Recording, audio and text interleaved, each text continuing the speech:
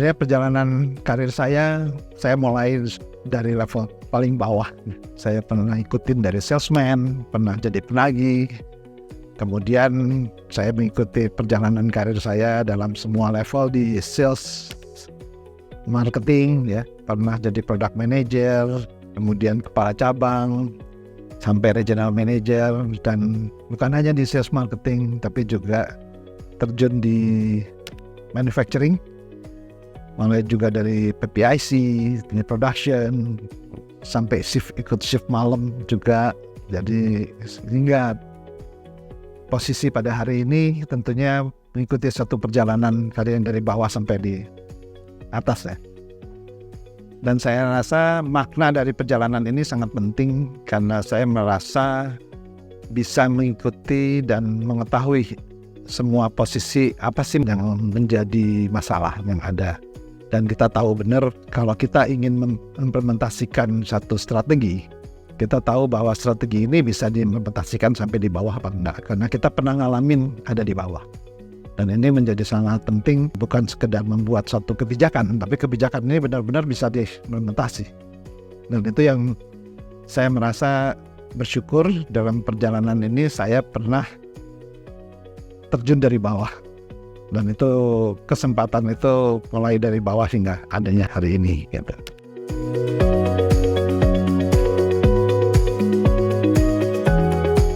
Yang penting kita sebagai pemimpin, nomor satu adalah kita harus selalu belajar.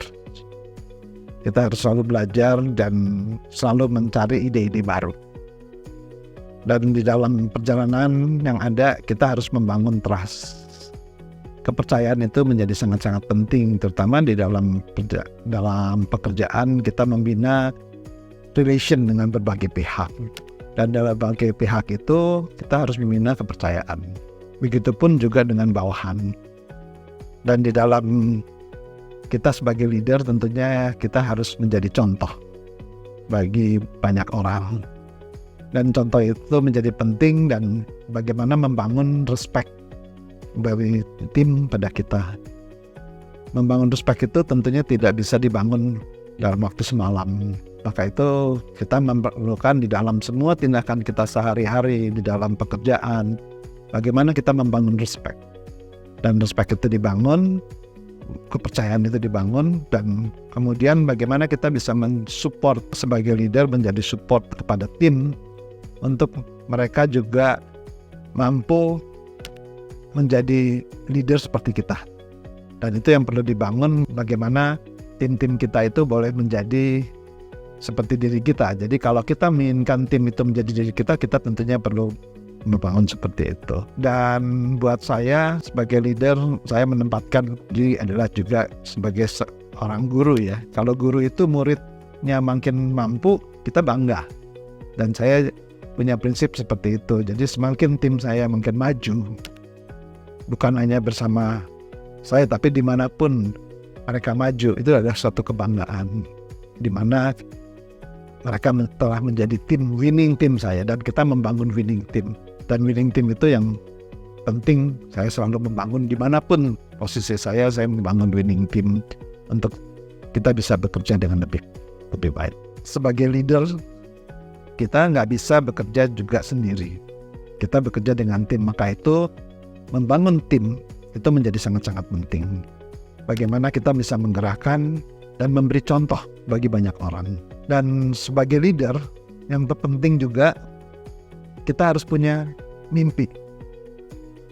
Mimpi besar yang ada. Nah, mimpi ini yang penting untuk juga disampaikan, semua pihak mempunyai mimpi yang sama. Dalam mimpi ini, kalau kita sebagai leader tidak mempunyai visi, akan sulit. Tapi bagaimana kita sebagai leader, kita membangun visi kita. Membangun visi, membangun mimpi, dan dari situ kita make it happen. Bagaimana kita meng-create untuk mimpi kita itu terjadi. Dan kalau itu bisa terjadi dan menjadi contoh bagi banyak orang, tentunya di situ kita menginspire, memberikan inspirasi bagi banyak orang. Dan dengan inspirasi itu tentunya membangun respect kita juga di dalam gaya kita sebagai leader.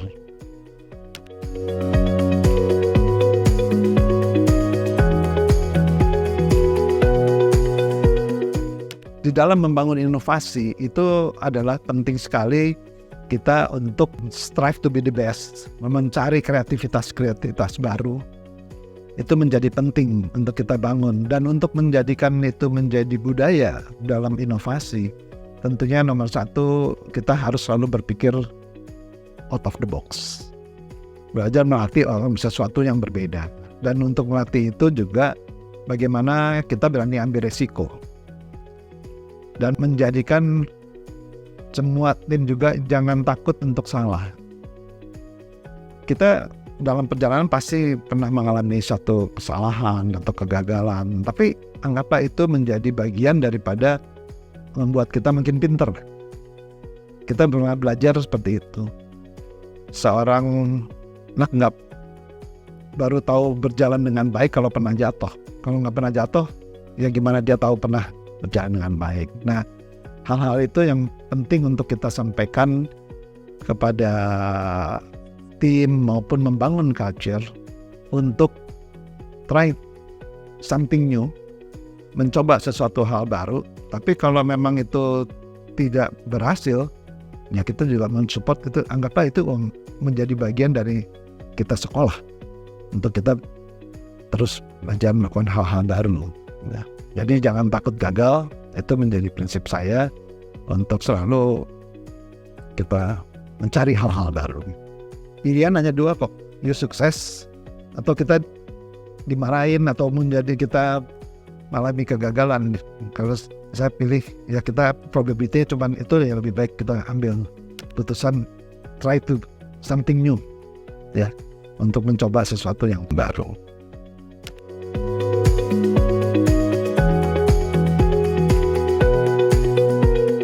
Tadi sudah saya sampaikan, kalau kita membangun winning team, kita perlu tahu apa sih potensi dan kelemahan tiap-tiap tim. Orang tuh nggak ada yang perfect ya. Jadi pasti ada kelemahan, tapi apa yang bisa diimprove? Itu yang kalau saya melihat kelemahan itu harus bisa diimprove untuk kita perbaiki. Nah, di dalam hal melihat potensi yang ada, kita mesti lihat di dalam tim yang ada.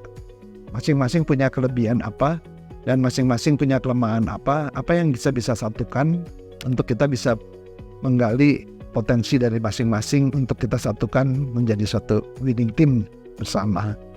Dan yang terpenting di dalam pekerjaan kita mempelajari masing-masing orang itu punya passion apa. Pasti punya passion, dan saya yakin kalau seorang bekerja dengan hati itu akan maksimal. Bagaimana membangun bahwa seseorang bekerjalah dengan hati. Dan itu bisa kita lakukan kalau kita terus mendalami apa sih yang menjadi passion seseorang. Dan disitulah kita explore untuk menjadikan dia bekerja dengan hati, dan pasti akan maksimal. Orang tidak menjadi beban karena mereka bekerja dengan sepenuh hati juga.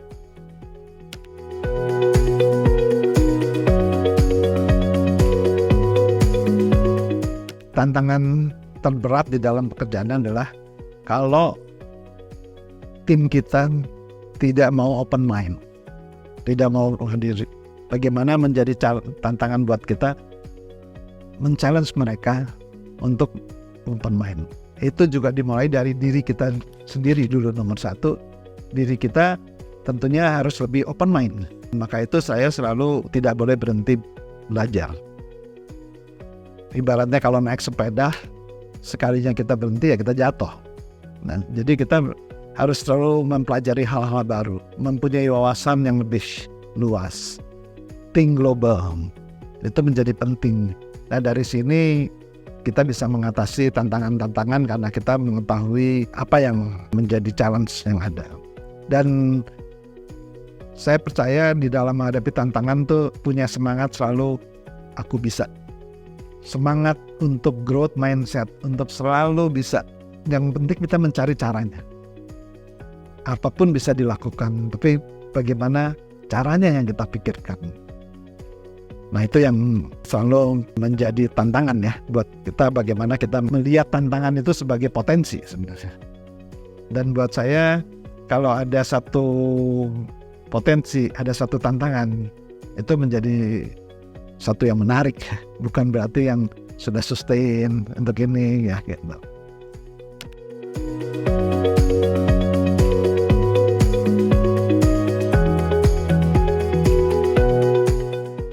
industri apapun yang ada, baik di consumer, di farmasi dan sebagainya, perubahan itu selalu terjadi di berbagai industri, hampir semua industri, apalagi industri teknologi. Wah, luar biasa cepatnya. Tapi yang perlu kita ingat di dalam mengatasi semua masalah ini adalah bagaimana kita tahu perilaku konsumen, perilaku target market kita. Itu yang menjadi penting. Kalau kita nggak tahu target market kita, ya kita nggak bisa ngikutin. Tapi kita harus tahu target market kita tuh siapa, konsumen pelanggan kita tuh siapa, dan kita mempelajari perubahan apa yang dialami oleh mereka.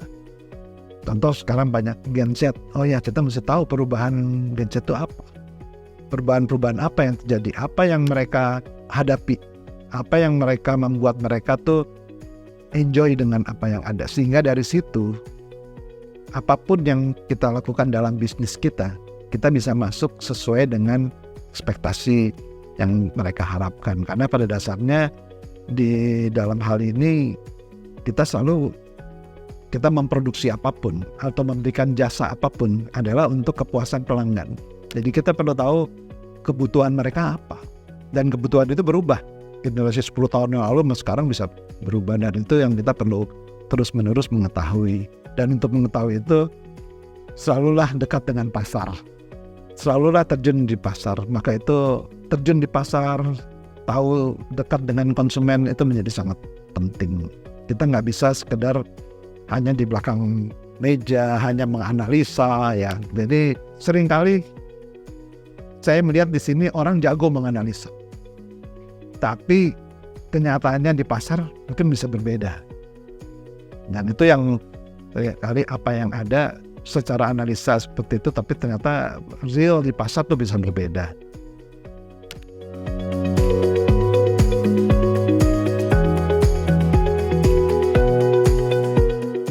Era digital mengalami satu perubahan yang luar biasa, di mana tentunya di digital ini adalah salah satu teknologi di dalam berkomunikasi. Seperti tadi kita ingin menyampaikan komunikasi kepada konsumen. Kalau zaman dulu dengan kita pasang iklan di TV, komunikasi di TV satu arah udah bisa nyampe ke jutaan orang malah. Tapi saat ini dengan teknologi digital lebih personal. Karena tiap orang lebih personal, apalagi dengan adanya AI, sangat-sangat personal sekali. Kita bisa ikutin apa yang kebutuhan tiap-tiap orang yang berbeda-beda, sehingga kita bisa mengetahui kepada konsumen kita dengan lebih tajam, lebih fokus. Sehingga hal ini dengan adanya digital sebenarnya membantu sekali dalam meningkatkan produktiviti daripada komunikasi yang lebih produktif, karena lebih personal dan kita tahu target market yang dituju tiap-tiap ini. Kita target 10 juta orang, mungkin tiap-tiap orang bisa berbeda-beda dan kita bisa targeted. Nah, disinilah yang dihadapi. Dan itu akan sangat maju dalam perkembangannya dan sangat membantu sekali. Maka itu menganalisa daripada konsumen sangat-sangatlah penting. Apa yang mau kita tuju kepada konsumen seperti apa, kebutuhannya apa, itu menjadi penting sekali. Nah, tantangannya adalah tidak semua orang bisa memahami, dan dari generasi banyak yang berbeda ya. Mereka ada yang sangat menguasai teknologi, ada yang orang bilang gaptek gitu ya, jadi susah yang ada. Nah, ini yang kita mesti jembatani bagaimana di dalam tim untuk bisa mengikuti teknologi. Dan tapi yang terpenting adalah selama kita mempunyai data, itu menjadi penting. Di dalam dunia digital, pentingnya data itu menjadi penting, karena disitulah kita bisa mengikuti data konsumen kita seperti apa. Sehingga ke depan saya yakin yang menguasai data itu yang paling bisa memenangkan dalam persaingan, karena mereka menguasai data. Dan bagaimana mereka meritin, maka konsumen itu menjadi sangat-sangat penting.